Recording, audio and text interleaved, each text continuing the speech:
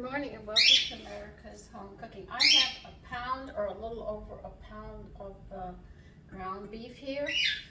I am going to do these a little different. I am going to take some bell pepper and I'm going to chop this up. I do not know how this is going to come out. I've got an idea and I'm going to try executing it.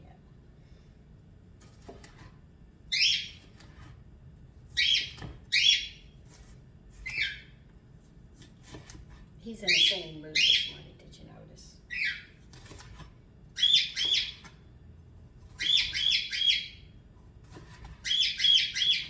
He must see his feathered friends outside eating breakfast.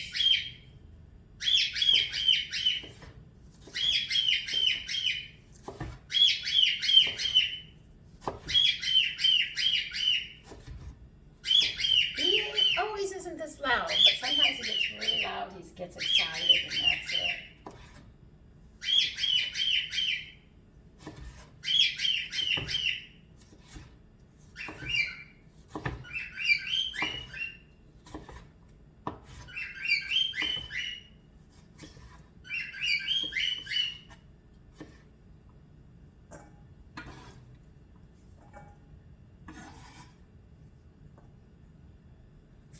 I am going to put a jalapeno in this. I know you're saying hot, hot, hot. Yes, I am. I'll take the seeds out so it won't be so darn hot.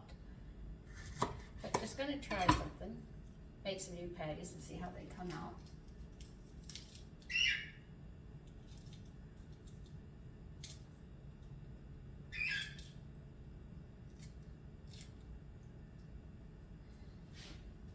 In Texas, my father, I don't know where he got it, but he got these little round peppers, tiny little round ones. And my mother would put them in a jar. They used to sit in the cabinet, I remember it. And I don't know what she poured in it. Maybe it was vinegar, maybe it was water. I have no idea. But it always sat in the cabinet. And when he had steak and stuff, he would pull it out and put it on. But it's little red peppers, and they used to grow in our yard, like little pearls. This one time, this is when I got busted. Give you a little history on this girl here, right? There were green ones, and yellow ones, and red ones. And my older brother is Jimmy. And I had a little brother. I was born between them. And one day we were looking at it, and I had a question. I said, I wonder which one's the hottest. The yellow, the green, or the red?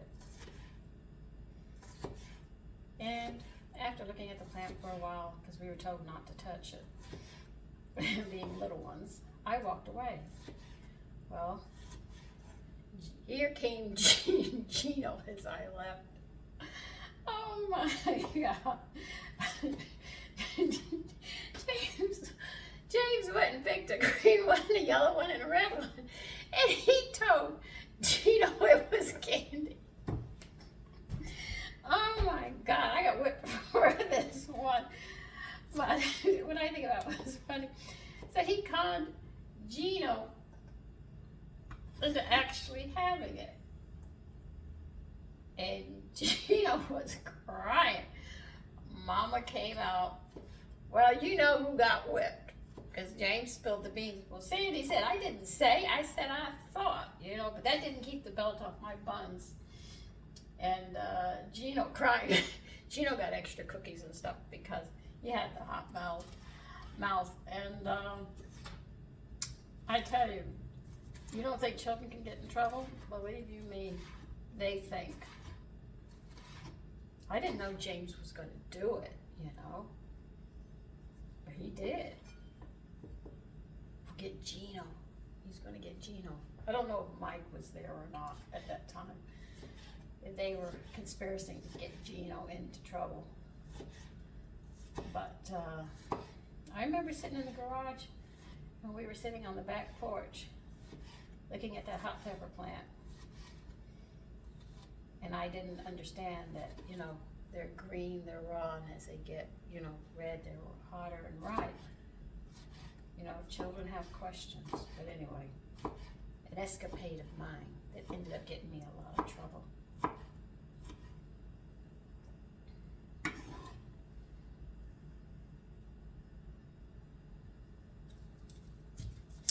I start laughing when I think about it, some of the stupid things that we did. And I could say I was one of them. And why did I put those hot peppers in it? Because I'm not going to put them in my stock. That's why.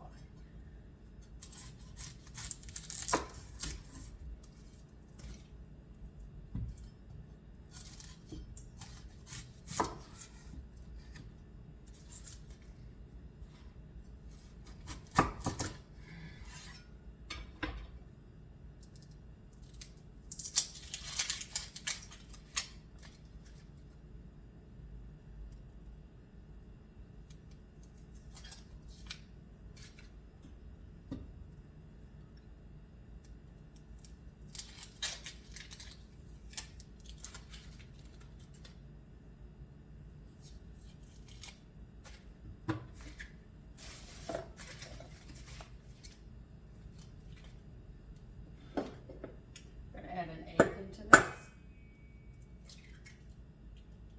We're definitely putting a whole onion into this. I'll go this way.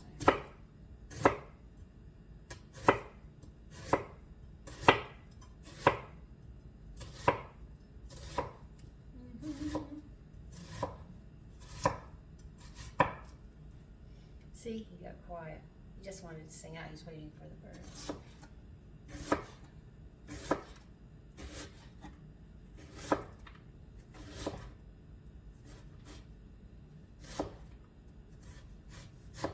He had a son. Pip had a little son named Dudley. He was my bird, Dudley.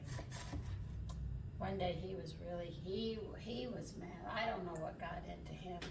One of my sons went around the corner, literally around the corner to catch the bus. I want you to know they heard him all the way over there. He was angry. And after 2 hours of him screaming like that, I took him out of his cage, flipped him upside down, and I gave him 3 little simple boop, boop, boop on his backside. I want you to know, I put him back in the cage. He went to the corner and cried. And he said, Mommy, did you hurt him? I said, no, I just tapped him back there, but he got indignant. And then he realized who was boss. Then, when he got his act together, he came out. But if he was having a tantrum, he wasn't gonna come out because I knew he'd tear into everything that I had. But he was just mad. He woke up angry.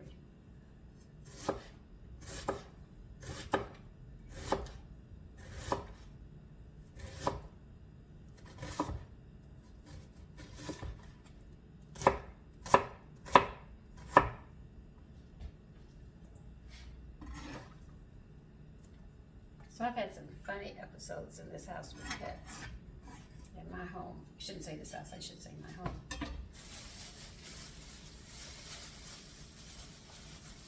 He had a parrot, and his favorite dish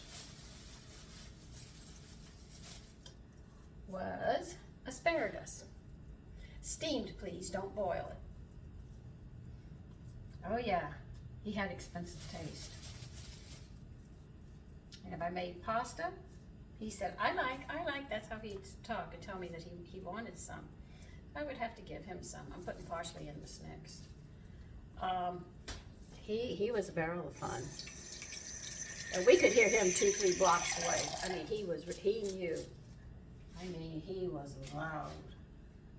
I got him from my husband. My husband loved him. And before he ate, he had a lovely way of greeting his food. Would you like to know what he did before he ate? He had his little prayers. This was his little prayer. Hello. And then he demolished it. But he would always greet his meal. He had to call and say hello to it before he ate.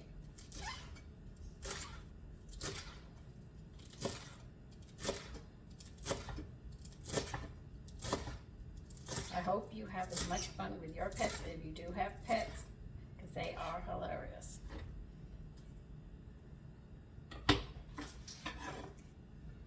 I do not know how this is going to come out. I really hope this comes out with what I'm doing.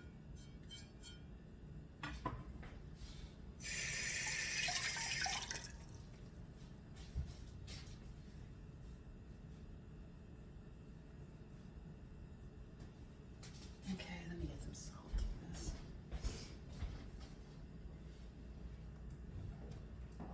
iodize this time. Yesterday I tried to make a dish. You know what's it called? Conch? C-O-N-C-H. I bought some of that as red scungili on the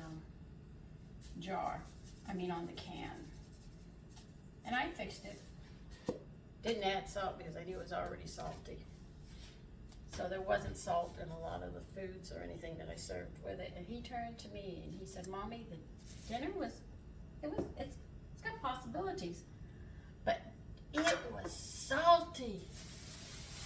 And I said, "You know, you're eating out a lot. I don't use that much salt. It's salty because of all the salt you're getting outside." And he said, I said, "It wasn't salty to Sean. It wasn't salty to me, but it's salty to you because you eat out because of your crazy work hours."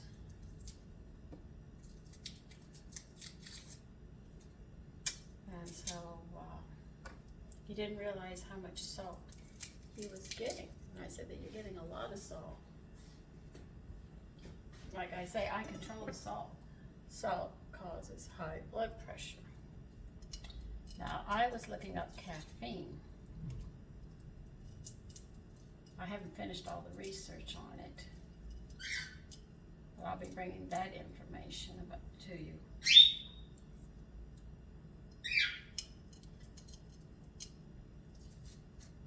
Because they say high blood pressure is rising in this country. A lot of people are on blood pressure medications and don't understand why. And people, they say, well, you can't have coffee, you have to have decaffeinated coffee and stuff. Sodium, a lot of sodium and salt. You need the iodine. That's why I mix my iodized salt with kelp, a 50-50 ratio. If you don't like the taste of kelp, put it, for every teaspoon of salt, put in 1/4 of a teaspoon of kelp. And you'll start cutting back on their sodium. Because see, sodium, you need iodine, all right? Let's face it, it's a mineral, we need it. Sodium causes you to swell. Salt causes you to hold on to the fluid. So your heart works harder. And you eat like this all your life, you know. When you're young, your body gets rid of it and sets it up. But as you get older, after years of this, I'm going to say it the only way that make you understand is your body gets trigger happy. It actually gets trigger happy. And it's got to have salt, a lot of salt. When I first started using this, like I said, my husband was sensitive. He did not like kelp, so I had to dilute it. And I was thinking of his health. He said, I can't, I'm not going to eat it. And I said, oh God, I got to think of something. That's when I came up to the 50-50. I worked him from a 3-to-1 ratio all the way to 50-50. And that's how I got, and my sons don't complain, because if they do, I will use that famous statement mothers say, my kitchen, my rules.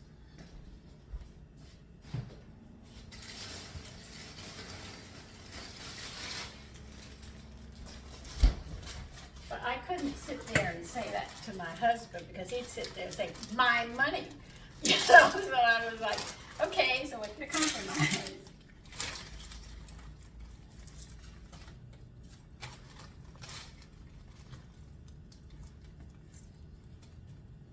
See, that's what you call a chain of command. I can take care of so much, but he's over the head.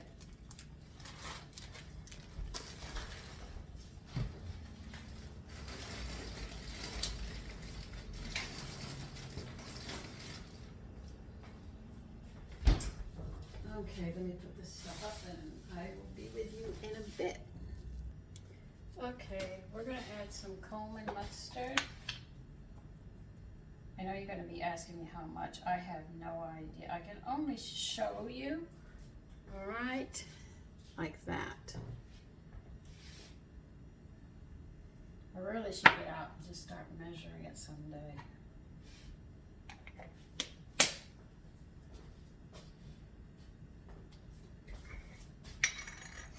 Maybe someday I will just get off my tail and do it. About this much time.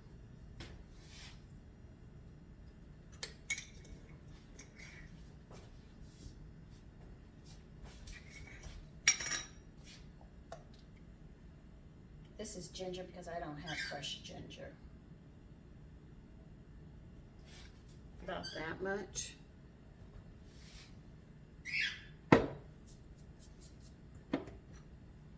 I think one day I will sit down and we'll go through all the seasonings. I can sit there and figure out how much I put in on these. This is clove. This is when my husband showed me how to make curries. He threw everything I knew about seasonings out the door. He really just, I said, clove is for baking. He said, no, it goes in curries. I'm going to put that much clove in.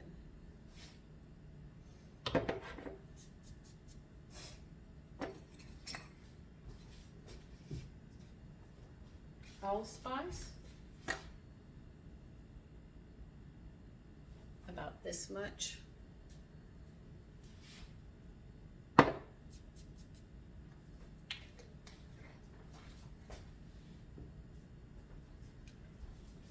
This is coriander, and by the way, to the new members, welcome aboard.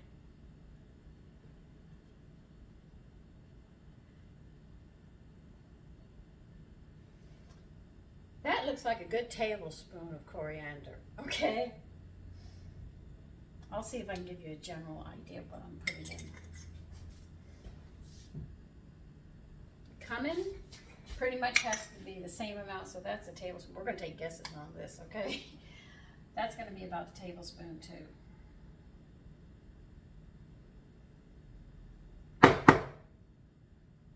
That's one thing he did tell me, they have to be the same. Those two have to be the same. So that's about a tablespoon.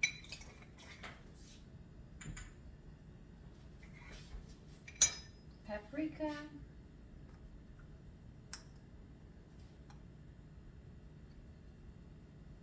About a teaspoon.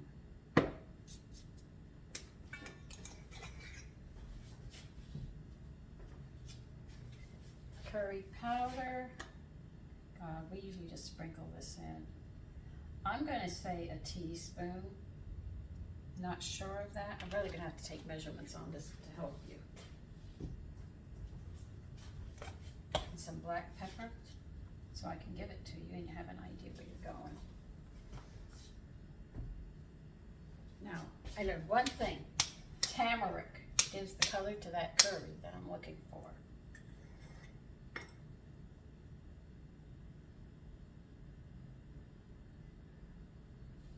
I'm putting more than a tablespoon, but unsure of how much.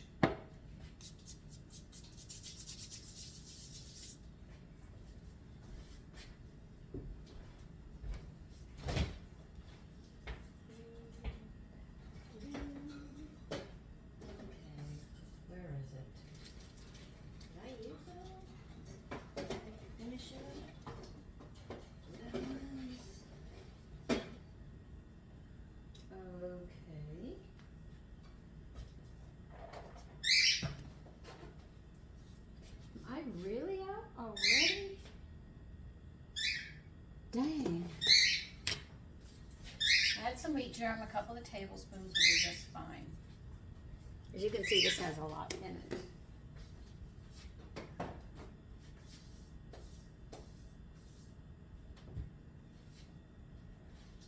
Okay. Well, what the heck. If this is too moist, I'll be adding some bread into it, but it shouldn't be with everything I added.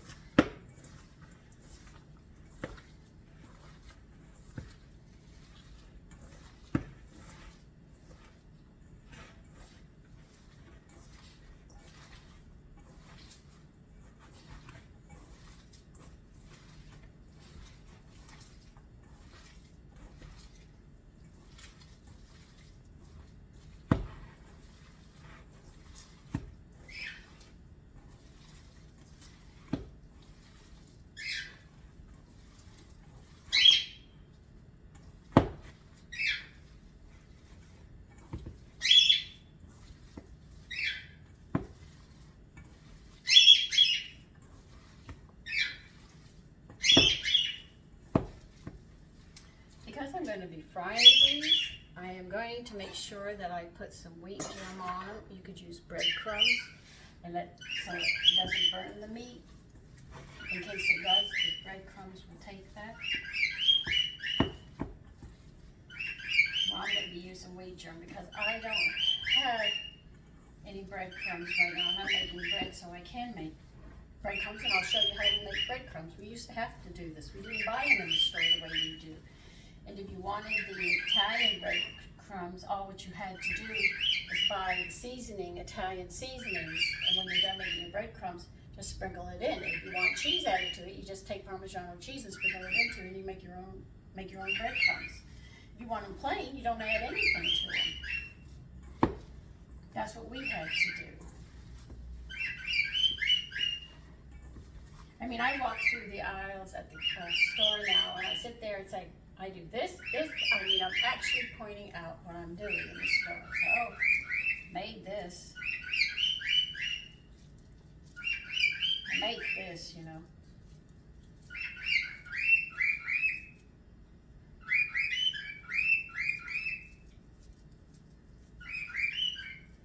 I still want to know how these would be as hamburgers. I just don't have any buns. Like I told you, my sons ate through my bread, so I'm going to be making 3 loaves today.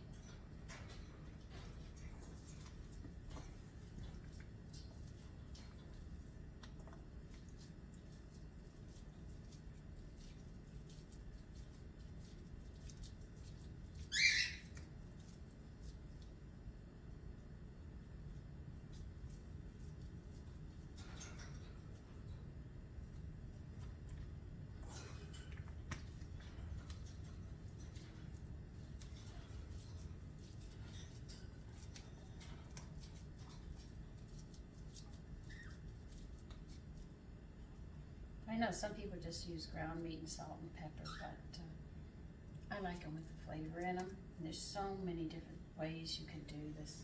You can put Worcestershire sauce into it with black pepper and stuff. And if you like sauteed onions, saute some onions and put them in there with egg and stuff. And you make your little steak. It's like having a steak at the dinner table.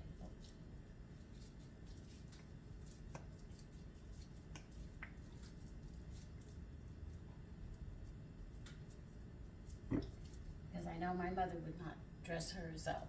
She would just salt and pepper and make patties, and that was it. Came up here, up north. Oh my God, the different ways you can do things. And then with all my husband's friends from so many different countries, they taught me so much.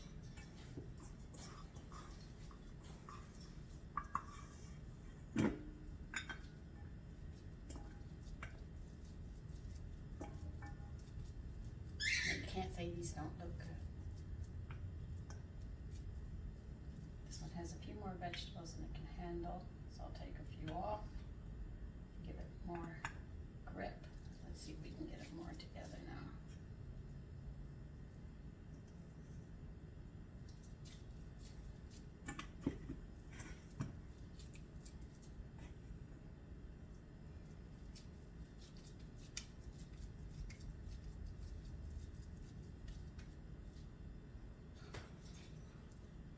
Smaller than the rest.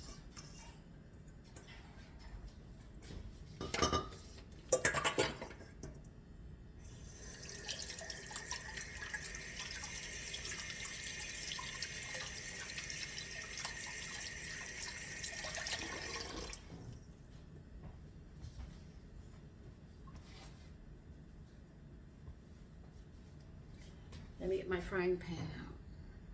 Now I know you see me I use my all blend oil, but this time I'm using my all blend oil to fry these up.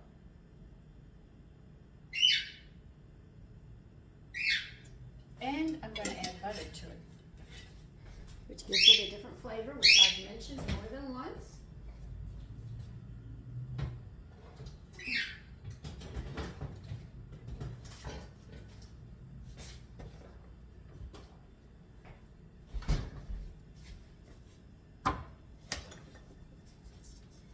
Gives a nice flavor to what you're making.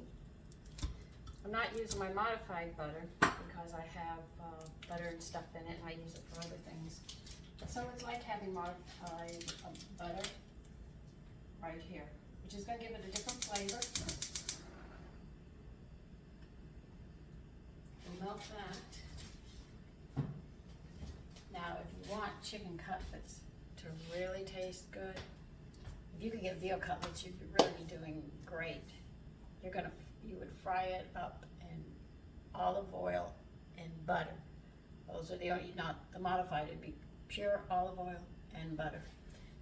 And what you do is you sit there with it. Your seasonings that you use would be salt, white pepper, and summer savory on your veal cutlets. Oh, I don't see veal cutlets very often. And you sit there and you mix them up, and then you put them in flour and you fry it up in that. You're in for a treat. When I do veal cutlets, I have to order more than a pound because I'll eat 2 or 3 of them while I'm cooking. It's just that good. I enjoy it. It's such a simple thing to do. It doesn't need a lot of anything. I mean, it just stands on its own.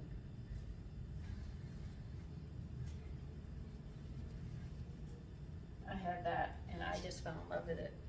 And oh, and another thing you do is mince the garlic up and put it with the salt, the pepper, and the summer savory. Mix all those up. I forgot the garlic. Sorry about that. You mix that up. Toss that meat in there, the veal cutlets or chicken cutlets. It's also good with chicken cutlets. And then you flour it and then cook it in olive oil and butter.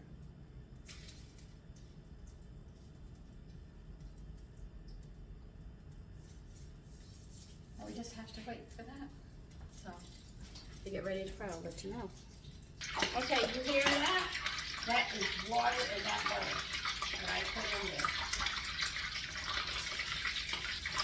It should not be there if they did their butter right.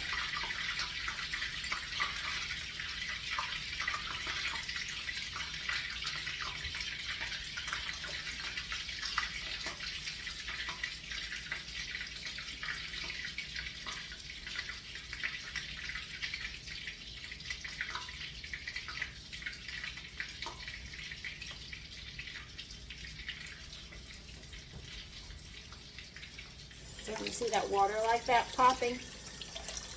Why the butter's popping in the oil? There's water in it. It wasn't popping until I put the butter in it.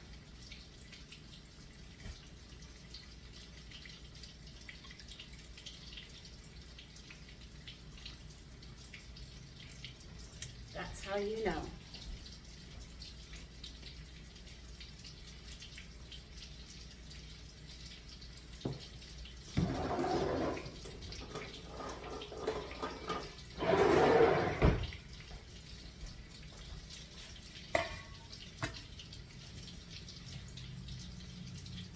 Once the water is out of it, it'll quit popping.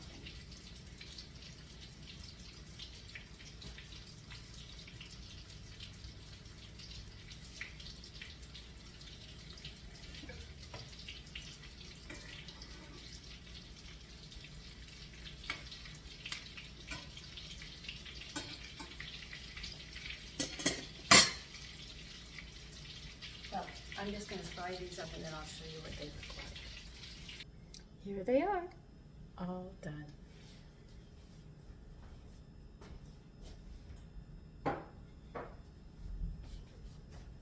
Take care and have a lovely day.